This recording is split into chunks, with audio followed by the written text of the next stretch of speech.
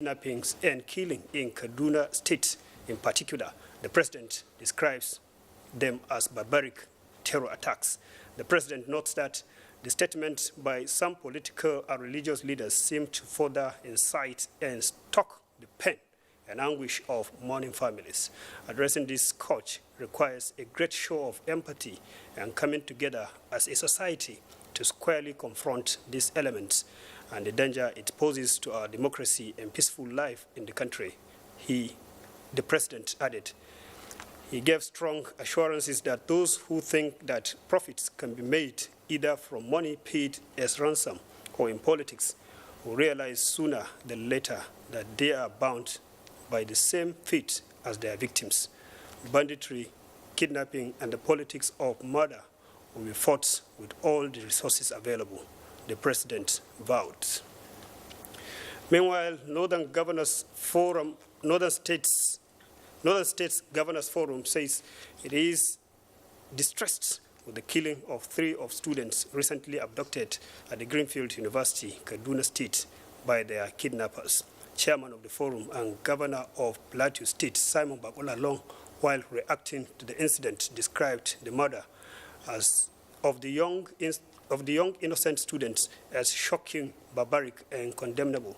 He said the northern governors have continued to engage the federal government and security agencies towards a lasting solution to this menace of kidnapping and other criminal activities, particularly in schools, which have great implications for the future of education in the region and the nation at large.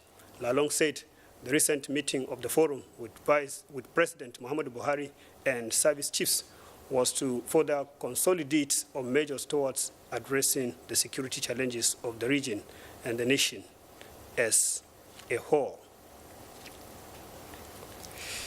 Our focus this afternoon is on incessant cases of attacks on schools. Let's now take this background report on the situation in Kaduna State. In the last 2 months, Kaduna has been in news for incidences of kidnap, with schools being the prime targets by bandits. The kidnap of 39 students of Federal College of Forestry Mechanization, Afaka, attempted kidnap of pupils of LGA Primary School, Rema, in Birnin Gwari local government area, and most recently, the kidnap of unspecified number of students at Greenfield University, a private institution along Kaduna Abuja Road, resulting to the death of a staff and 3 students of the university, are of concern to citizens and authorities. Joint security personnel are, however, intensifying effort at stemming the tides by taking the war to the bandits, in addition to community efforts at protecting the schools. The Kaduna State government is sustaining collaborative efforts towards tracking down the criminals and retrieving their hostages. The governor is actively engaging critical stakeholders towards the speedy achievement of this objective. For now, 10 out of the 39 abducted students of Federal College of Agri-Mechanization, Afaka, have regained freedom, while the remaining 29, in addition to the recent unspecified number of kidnapped students of Greenfield University, are still in captivity. Well, to shed more light on this development is a security expert with us in the studio, in the person of Muhammad Ali. You are most welcome to the program. It's my pleasure. Yes, abduction of students in our schools is indeed a growing concern.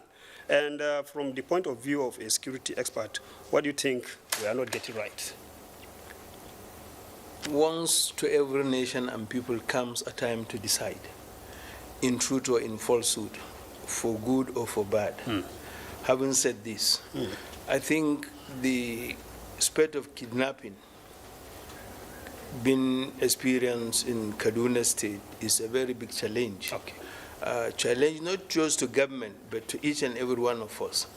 And this is because kidnapping has increasingly become a lucrative enterprise by those that engage in it.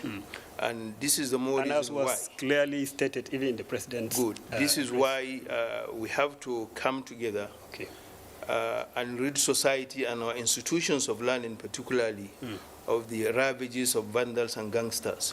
Except we do this, the chances are it will adversely affect our already prostrate educational system.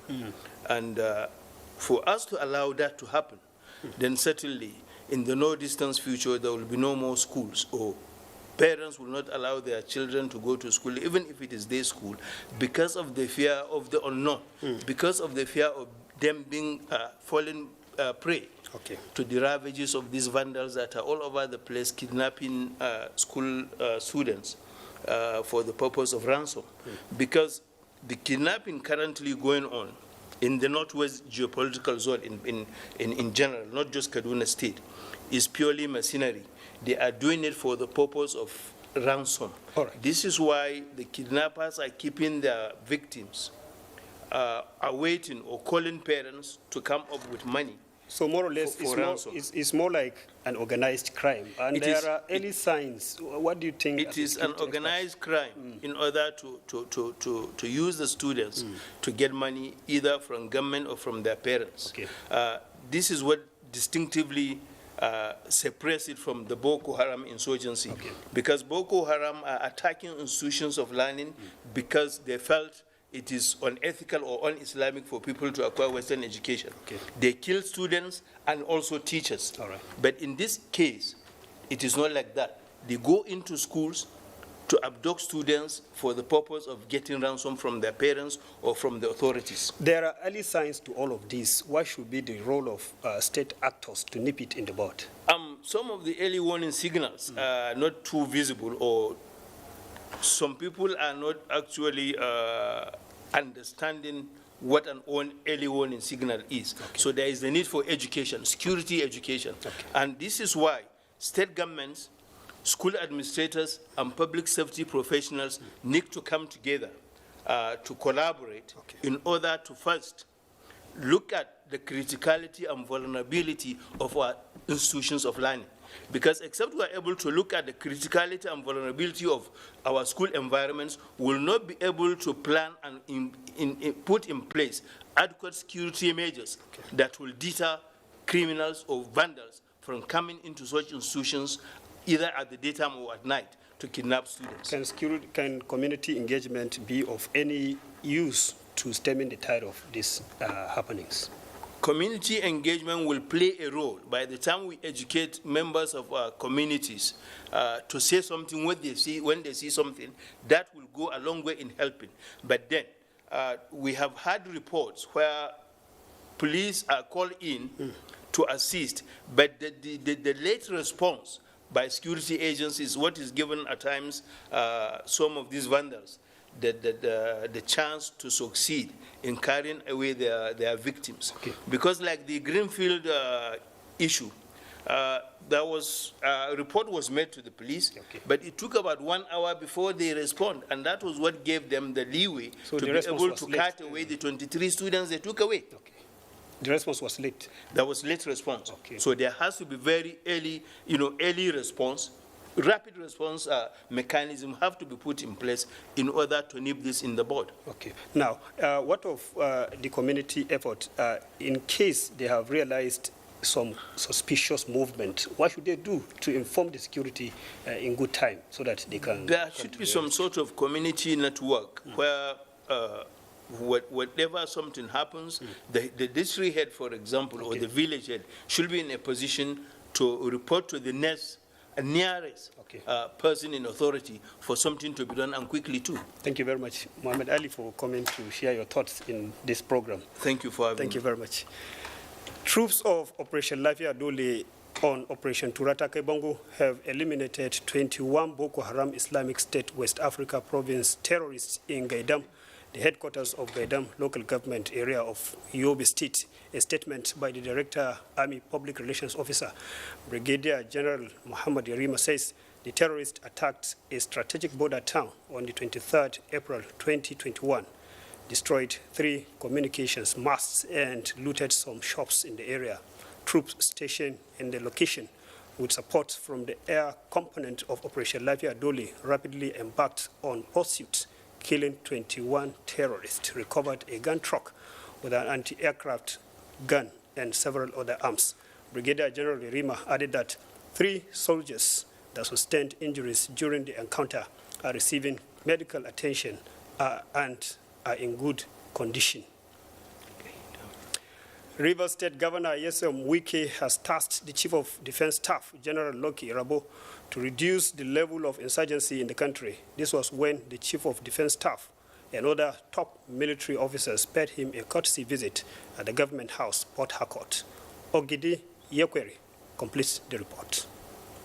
Citing insurgents as one of the biggest threats to the country, the governor said he will support the Nigerian Governors Forum authorization of additional funds for the procurement of arms and other equipment to equip the military to end insurgents and banditry in the country. The governor noted that no sane government will fold its arms and remain indifferent at this critical moment when the country is grappling with security threats. He disclosed that the army will soon take delivery of the 5 gumbos the River State government promised them. Where we are today, we don't need to look back to say, look, take whatever money that's available and equip the military in order to fight the insurgency we're experiencing today. He lauded the Nigerian army for proactively checkmating the activities of the proscribed indigenous people of Biafra, IPOB, in the state. The Chief of Defense Staff, General Lucky Irabo, is in the state on a working visit to assess some operational activities of the army and also meet with personnel. I would like to place on record that I've received a report of your support and the support of the state government as well as the people of River State to the members of the armed forces and the conduct of their affairs. He appealed to the citizens of the state and the Niger Delta region to continue to promote peace in order for economic activities to thrive in the region. In Port Harcourt, Ogidi Yekweri, NTA News. I'll pause for a short break. Panorama continues after the break. The struggle for independence had been a long and tough one. Our founding fathers and compatriots sacrificed their comfort and even shed their blood. We cannot at this point in history afford to spirit away their sacrifices for immediate but temporary gains of today. Let us emphasize what unites and not what divides us. Working for the unity of purpose with a stronger vision for a better tomorrow. NTA, growing with the nation. Together, no matter where you come from, no matter your religion, we are one. Let's live together. Let's stop fighting each other. Let us live as one. It doesn't matter where you come from, your tribe or religion, man, woman or child. It doesn't matter who you are. Put Nigeria first. No matter where you come from, no matter your religion, we are one. Let's live together. How can we develop when we're always in crisis? Families have become refugees in their country. No matter our differences, show some understanding. No matter where you come from, no matter your religion, we are one. Let's live together.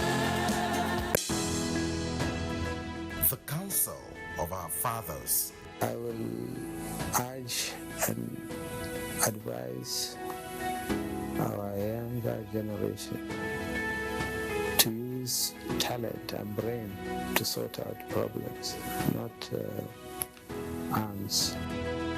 Nigerian youths, let's build our nation. My advice to these young people is please do not take us back to those harrowing days. You probably do not know what it is. I believe we have fought one civil war too many in this country. So those who experience it will run away from it. Nigerian youths, let's build our nation together.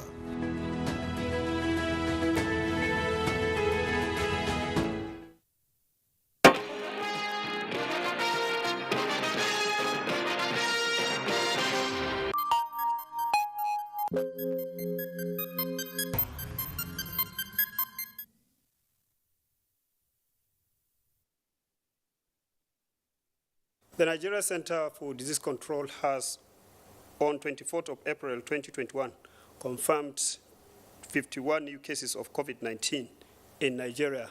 The breakdown by the center indicates that the new cases were recorded in 5 states, including FCT, with Yobe having the highest figure of 19 new cases, Lagos 17, Rivers 8, FCT 4, Akwa Ibom 2, while Bayelsa recorded 1 new case.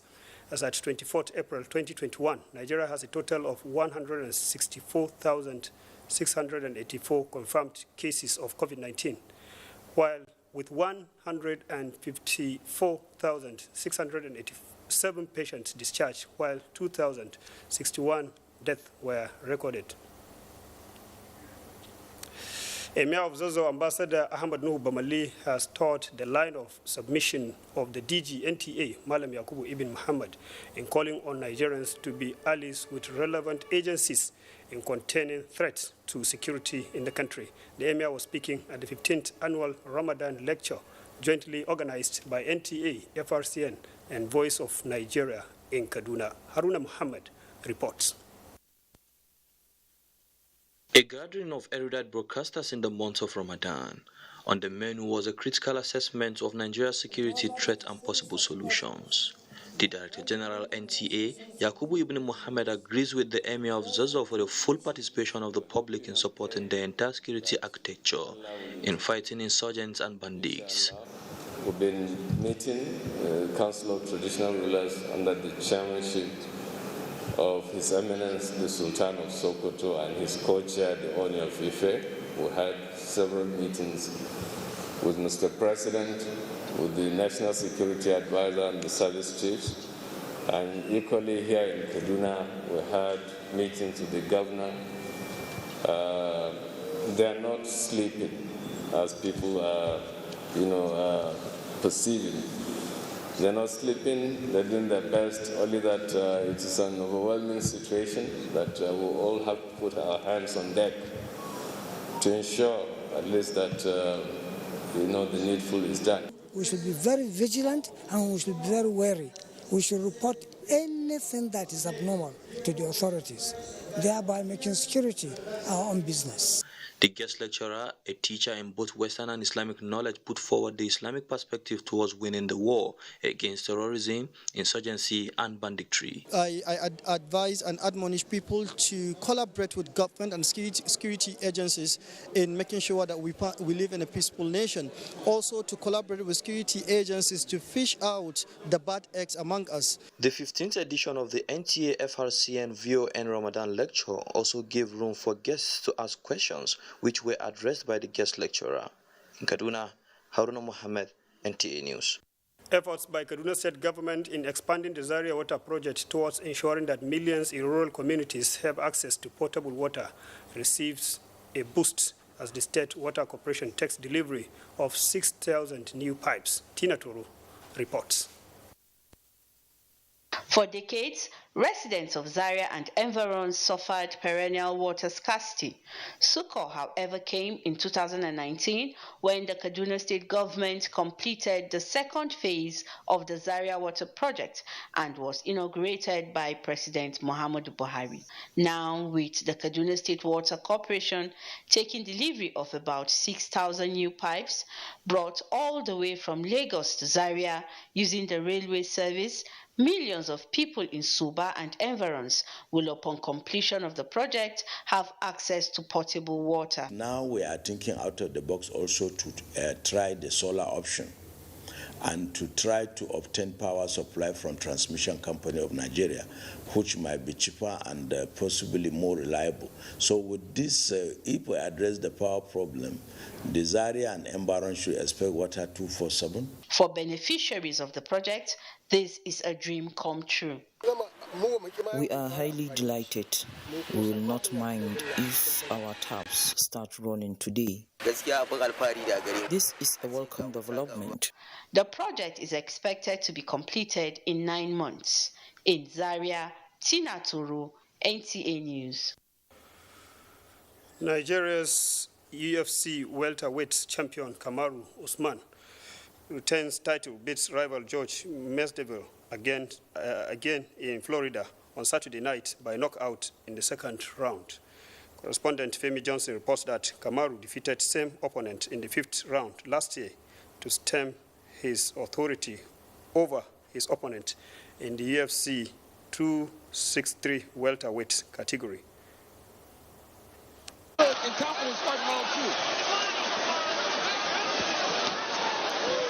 And of all the superlative.